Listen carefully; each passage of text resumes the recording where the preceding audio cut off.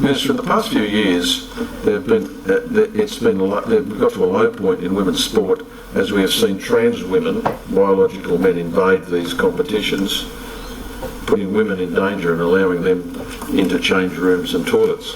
Locally, the Flying Bats women's soccer team dominated the competition because they had 4 biological men on their team, causing some parents to pull their daughters out of the league, fearing safety.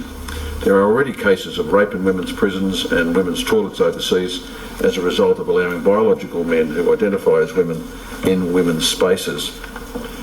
In a courageous and fitting move in February this year, the NCAA in America prohibited transgender women from competing in women's sports. This includes student athletes who were assigned male at birth who have started hormone therapy.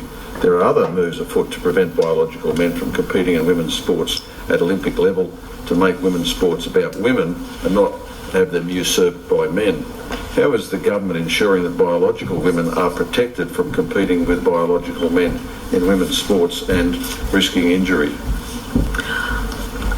Well, it's our view that sports themselves, the sporting codes themselves, are in the best place to make decisions about the inclusion of trans people in their codes and whether they can play in men's teams or women's teams. It's an issue. If it's an issue of physical capability, which is part of what the argument is about, I think. With due respect, you're not answering the question. You know, how many women who are transitioning to men actually participate in men's sport? Very few, I would consider that to be the case. Yes. I don't have the figures for that. The sporting codes may have, I don't know, but it is our view that the sporting codes, because it is an issue about, if it is an issue about physicality. Isn't it an issue of women's safety? If it's an issue about whether someone can safely play on a field in competition, or in a boxing ring, then that is really about the technical. It's our view that it's about the technical decision that is made about whether a person can play that sport and who they can play it against. That's why you have different, in boxing, for example, you have different weights. So it's really up to it's our view that it's the codes themselves who are best placed to make those decisions. So you're saying the government doesn't have a position? It's what the government's doing is pushing it down to the sports bodies themselves and let the administrators make those decisions. It's our view that the sporting codes themselves have the best technical capacity to make those decisions. Minister, how is the government ensuring that women are safe to change or use toilet facilities without privacy and safety being threatened by biological men?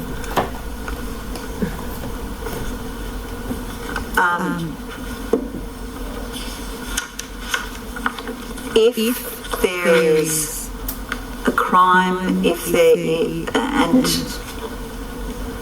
I think the issue is that's being alluded to is whether somebody has the ability to perpetrate a crime in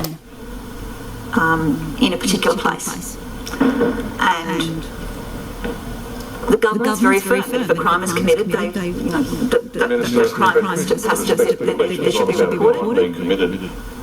It's preventing a crime being committed by the government having a policy that says men are men and women are women, and that biological men should not be allowed in women's spaces, especially toilets and change rooms. But long before a crime actually is committed in those places, surely. Well, there are women's change rooms and there are men's change rooms. There are certainly, to us, if somebody identifies as a woman, then they should be free, they should feel free to use women's change rooms. If somebody identifies as a man, they should feel free to use men's change rooms. That does not mean that someone can perpetrate a crime or should perpetrate a crime, and we're really strong on if there is a crime committed, then we'll take action. It should be reported to police. That's actually your position then, that trans women are allowed into women's change rooms, regardless of how real women feel about them being in there. It's our view that women are entitled to go into women's change rooms. Men are entitled to go into women's change rooms. We don't have any doubt about that. But what you're saying is trans women have just as much right to be there as women. What we're saying is that people who identify as women should be able to go into women's change rooms. Okay. And men who identify as men should be able to go into men's change rooms. So biological women come second to people who imagine themselves or are transitioning to be men, from men to women. Does that actually sound like a logical situation? Because you're setting up a situation for a crime to be potentially committed, aren't you? Because that's how you start to answer the question about a crime being committed. I'd have to look at the Boxar stats to see whether there's any evidence on whether but trans people perpetrate crimes on. Minister, with respect, I think that the majority of people who perpetrate crimes against women are actually men.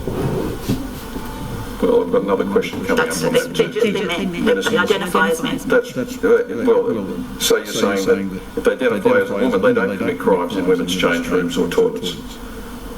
I don't know. I have to look at the data on that. But the majority, I certainly know that the majority of people who commit violent crimes and sexual assaults against women are men and identify as men. In the end of the day, Minister, this is not about, well, my question is not about whether there's crimes committed or not. My question really is, and goes to the appropriateness of what is actually being allowed to occur. You agree with that? Is it appropriate? And you're saying it is. It's our view that people who identify as women should be able to use women's change rooms, and men who identify as men should be able to use men's change rooms. Thank you.